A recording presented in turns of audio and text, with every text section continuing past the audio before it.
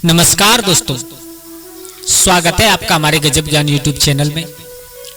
दोस्तों, आज आप लोगों के सामने एक ऐसी ज्ञानवर्धक कहानी पेश करने के लिए जा रहे हैं कि जो स्त्रियां ये 4 बातें हंसते हंसते सहन कर लें, समझ लेना वो स्त्री चरित्रहीन है। हाँ दोस्तों, आज हम आप लोगों के सामने एक त्रिया चरित्र की छोटी सी कहानी लेकर के चलते हैं, जिसे सुनने के बाद हम और आपको बहुत कुछ सीखने के लिए मिलेगा।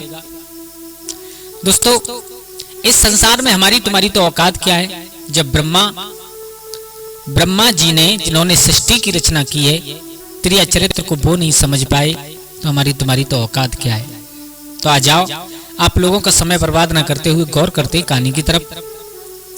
कहानी प्रारंभ करने से पहले आप लोगों से निवेदन करूंगा कि अगर आप हमारे गजब ज्ञान यूट्यूब चैनल पर नए दर्शक मेहमान बंधु बनकर के आए हैं तो प्लीज हमारे चैनल को सब्सक्राइब कर दें और हो सके तो अपने परिवार और दोस्तों के साथ में शेयर जरूर करें। तो दोस्तों, आ जाओ, आप लोगों का समय बर्बाद ना करते हुए गौर करते हैं कहानी की तरफ। कि किसी गांव में और एक गरीब इंसान रहा करता था। ध्यान देना सब लोग, गरीब इंसान बहुत ही बेचारा सज्जनशील स्वभाव का इंसान था, लेकिन उसकी जो पत्नी थी वो थोड़ी चंचल स्वभाव की थी, यानी चरित्रहीन स्त्री थी। तो एक दिन कहीं से कोई एक संत और भीख मांगते मांगते उनके द्वार पर पहुंच गए। जब महात्मा उनके द्वार पर पहुंचे तब तक हुआ क्या कि संध्या का समय हो गया, अंधेरा होने के लिए जा रहा है। तो पति पत्नी दोनों द्वार पर बैठे।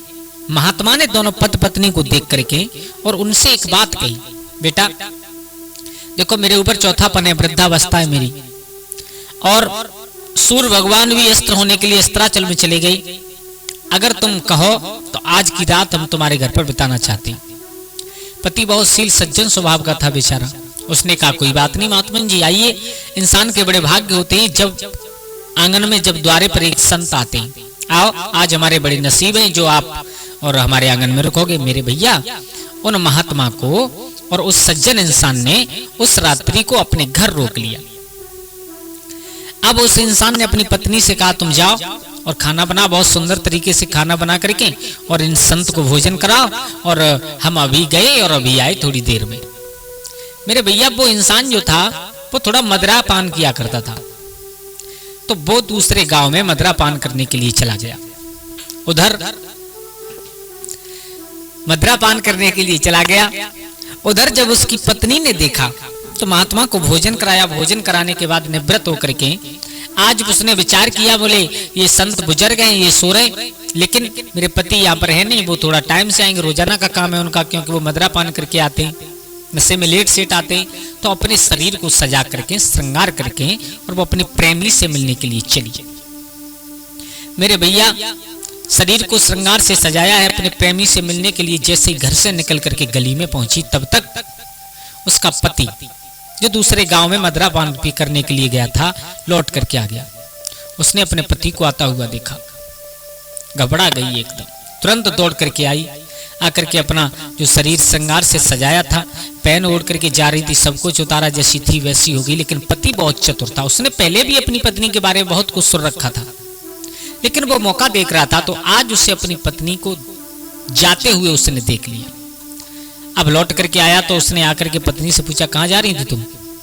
उधर वो संत खान पान करके चारपाई पर लेटे, लेकिन सो नहीं रहे, देख सब रहे। उस पति ने अपनी पत्नी को बहुत धमकाया, लेकिन जब वो नहीं मानती है, बार बार पूछा, कहाँ जा रही थी तुम? तो जब नहीं बताया, अब वो मदरा के नशे में तो था, तो उसने क्या किया कि एक रस्सी लेकर के और उस पत्नी के, अपनी पत्नी के हाथ बांध करके और एक खम्भे से बांध दिया। जाकर के पति सो गया। अब थोड़ी देर बाद जो उस इंसान ने अपनी पत्नी को बांधा था, उसकी एक सहेली थी, उसकी एक दोस्त थी, लड़की औरत उसी गांव की, वो आई। उसने आकर के कहा, बोले आज तुम अपने प्रेमी से मिलने नहीं गई? सारा हाल बताया। बोले मेरे पति को मालूम पड़ गया, उसने मुझे बांध करके यहाँ रखा है, बताओ मैं कैसे चली जाऊं? बोले चली तो जाओगी, तुम उसके लिए एक अकल है। बोले क्या? बोले तुम्हारे पति तो सो रहे। उसने कहा, कोई गारंटी नहीं कब तक सो रहे, जाग भी सकते हैं। बोले उसके लिए एक अकल है कि तुम्हारी जगह पर और हम तुम्हें खोल दे रहे हैं, तुम अपनी जगह पर हमें बांध करके चली जाओ। बोले ठीक है। उधर वो महात्मा लेटे लेटे सब कुछ कर्तव्य देख रहे, क्या हो रहा है क्या नहीं हो रहा है। मेरे भैया जो उसकी सहेली थी उसने उसकी रस्सी खोली, रस्सी खोदने के बाद खुद को उस रस्सी से बांध लिया, पर्दा डाल दिया ऊपर से और वहीं पर खड़ी है। वो चली गई अपने प्रेमी से मिलने के लिए, उस इंसान की स्त्री। अब मेरे भैया एकदम थोड़ी देर बाद और जो पति था उसकी जब नींद खुली, उसके मदरा का नशा जब कम हुआ तो उसने आकर के कहा पत्नी से, अब बना तो कोई और था उस जगह पर लेकिन वो समझ रहा था मेरी पत्नी बंधी हुई है। तो उसने आकर के कहा देखो प्रिय, जो गलती हो गई, गलती हमेशा इंसान से होती है। आज के बाद न हम तुम्हें पीटेंगे, न हम तुम्हें मारेंगे, न कभी कभी सताएंगे, लेकिन तुम आज के बाद किसी से मिलने नहीं जाओगे। लेकिन अगर पत्नी हो तो जवाब दे, वहां पर तो कोई और बना हुआ पड़ा था। जब बार बार पूछा उसने कोई जवाब नहीं दिया तो उसे फिर गुस्सा आया। अब की बार उसने गुस्सा में और क्या किया कि उसने उस जो अपनी पत्नी की सहेली उस जगह पर बंधी थी उसकी नाक काट दी।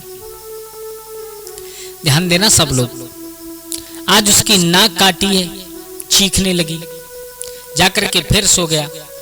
अब थोड़ी देर बाद जब वो अपने प्रेमी से मिलकर के जब उस इंसान की पत्नी लौटी तो उसने क्या देखा कि जो सहेली को बांध करके गई थी उसकी नाक कट गई। और दोस्तों नाक एक प्रकार से नहीं कई प्रकार से कट जाती है। एक तो नाक कट जाती है, इंसान कोई गलत काम कर दे, परिवार की इज्जत चली जाए, उसे भी नाक कटना कहते हैं।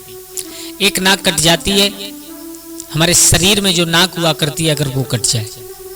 तो मेरे भैया आज उस सहेली ने बताया, बोले तुम्हारे चक्कर में आज मालूम है मेरे पति पूछेंगे मैं क्या जवाब दूंगी, आज मेरा सब कुछ चला गया और मैंने बगैर कुछ किए और तुम्हारे पीछे सिर्फ इस दोस्ती के रिश्ता के पीछे और मेरी नाक कट गई आज।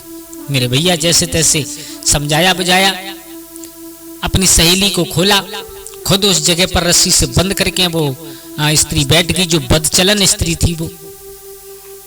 अब जो सहेली थी अपने घर पहुंची और जो उसका पति था सहेली का जिसकी नाक कट चुकी थी, वो एक राजा के यहाँ पर नौकरी किया करता था, उसी नगर के राजा के यहाँ पर। उसका काम था पत्थर तोड़ना, पत्थर तोड़ करके राजा के पास में बेचने के लिए जाता, उससे कुछ न कुछ मिल जाता जिससे अपने परिवार का पालन होता। सुबह ब्रह्म मुहूर्त हो गया, इतना करते करते संपूर्ण रात्रि निकल गई और उधर वो संत लेटे लेटे देख रहे सब कुछ अपनी आंखों से। मेरे भैया सुबह ब्रह्म मुहूर्त हुआ तो सहेली का जो पति था वो उठ करके आया, उसने अब नाक तो कटी है, पति को क्या मालूम है क्या हुआ। उसने आकर के मांगा जो कुछ भी था, मतलब पत्थर तोड़ने के काम में आते थे हथियार, आकर के उनको मांगा। उस पत्नी ने विचार किया, बोले अगर अब मेरे पति पूछेंगे कि तुम्हारी नाक कैसे कटी, किसने काटी, तो मैं क्या जवाब दूंगी। ऐसा ना हो कि मैं इनका मतलब ये सारा आक्षेप सारा दोष अपने पति के ऊपर डाल दूं। तो ये होती है त्रिया चरित्र। बारे विद्वान कह देते हैं ना, त्रिया चरित्र जाने ना कोई, खसम मार के सती हुई। अपने ही पति को स्त्री मार करके उसके साथ में सती हो जाती है। इनके चरित्र को आज तक किसी ने नहीं जाना, ना कोई पहचान सका, ना कोई पहचान सकता। लेकिन हाँ कुछ लक्षण ऐसे होते हैं, उन लक्षणों से मालूम पड़ जाता है कि स्त्री की चाल चलन कैसे। दोस्तों उसने जैसे ही पति अंदर आया उसने चिल्लाना प्रारंभ कर दिया, बोले मेरे पति ने मेरी नाक काट दी। मोहल्ला पड़ोस गांव सब इकट्ठा हो गया। उधर जब सुबह हुआ, उस महात्मा जो आंगन में सो रहा था, तो जिस पति ने अपनी पत्नी को बांध करके रखा था वो पति उठा। सुबह होते ही देखो ब्रह्म मुहूर्त एक ऐसा मुहूर्त होता है जिसमें अगर इंसान रात्रि के समय टेंशन या गुस्सा करके सो जाए फिर भी सुबह ब्रह्म मुहूर्त में उसका दिमाग बिल्कुल फ्रेश हो जाता है। तो दोस्तों सुबह उठ करके उसने अपने पत्नी से जाकर के कहा, बोले देखो जो हमने तुमसे एक बात रात कही थी वही फिर कह रहे, अगर तुम आज के बाद किसी से मिलने न जाओ तो हम तुम्हें छोड़ देंगे और कभी भी जीवन में तुम्हारे ऊपर हाथ नहीं उठाएंगे। उस पत्नी ने त्रिया चरित्र फैलाया। उसने कहा सुनो, अगर मैं सत्यवती स्त्री हूं तुम मेरे ऊपर गलत दोष लगा रहे हो ना। अगर मैं सत्यवती स्त्री हूं, मैंने कोई जीवन में गलत काम नहीं किया, तो जो तुमने अपने हाथ से रात हमारी नाक काटी थी वो बिल्कुल सही हो जाएगी। और अगर मैं चरित्रहीन हूं, बदचलन स्त्री हूं, तो मैं इसी जगह पर मर जाऊंगी। मेरे भैया पति बेचारा समझ नहीं पाया, वो बेचारा क्या जाने, सीधा साधा इंसान। जैसे ही पर्दा उठाया नाक तो दूसरी की कटी थी। पति समझ गया, बोले मेरे से बहुत बड़ी गलती हो गई, मेरे से बहुत बड़ी गलती हो गई। उधर जिसकी नाक काटी गई थी वो ड्रामा कर रही है पूरा। उसने जाकर के पूरे नगर में हल्ला कर दिया कि मेरे पति ने अपने हाथ से मेरी नाक काट दी, मुझे बदनाम कर दिया। राजा के पास में खबर गई तो राजा ने उसके पति को बुलाया, बोले तुमने अपने पत्नी की नाक क्यों काटी है, कारण क्या है? तो मेरे भैया आज वो पति चुपचाप खड़ा है, क्योंकि उस बेचारे को मालूम ही नहीं कि मैंने काटी है या नहीं काटी है। तो आप जानते हो कि चुप होना इंसान को दोषी साबित कर देता है हमेशा। राजा ने हुक्म दे दिया कि इसकी चुप्पी का मतलब ये है कि ये दोषी है, तो इसे फांसी पर लटका दो। जैसे ही फांसी पर लटकाने की तैयारी हुई, उस संत को मालूम पड़ा कि आज एक निर्दोष व्यक्ति को फांसी दी जा रही है, जो सब कुछ देख रहा था उसके घर में लेटा हुआ। संत ने जाकर के राजा को रोका, महाराज अगर राजा के हाथ से सच्चा न्याय नहीं हो, वो राजा नरक की तरफ जाता है। बोले क्यों? बोले सुनो, मैं अपने जीवन में कभी भी गलत होते हुए नहीं देख सकता, और मैं अपने जीवन में ये भी नहीं देख सकता कि मेरी आंखों के सामने किसी निर्दोष की जान चली जाए। उस महात्मा ने सारा हाल बताया। ना तो इसके पति की गलती है और ना जिसके घर हम रुक रहे हैं उस बेचारे की गलती है।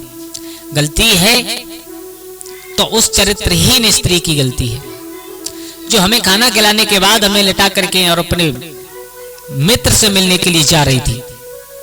उसने अपनी पत्नी समझ करके नाक काटा, लेकिन धोखा हो गया कि इसकी पत्नी की नाक कट गई। दोस्तों, चरित्रहीन स्त्रियों के ये 4 लक्षण ऐसे हुआ करते हैं जिन्हें देख करके समझा जा सकता है कि स्त्री के चाल चलन कैसे।